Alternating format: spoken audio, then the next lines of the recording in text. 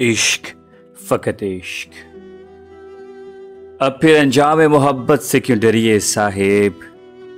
इश्क करना है तो फिर इश्क ही करिए साहिब। उनकी बस्ती से निकल कर भी तो मरना है हमें, उनकी बस्ती में ही फिर क्यों ना मरिए साहिब। इश्क करते हैं कोई गलत काम नहीं, तुम्हें ऐलान भी करना है तो करिए साहिब। ये सुना है कि बड़े चारे साज हैं आप, दो जख्म दिल के हमारे भी तो भरिए साहिब।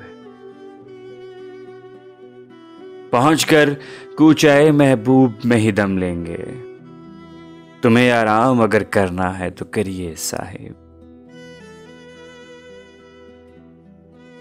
है मोहब्बत के बगैर नाकाम सजीना शहमीर, इश्क फकत इश्क ही करिए साहिब। आप सुन रहे थे आरजे वसीम कहलों को।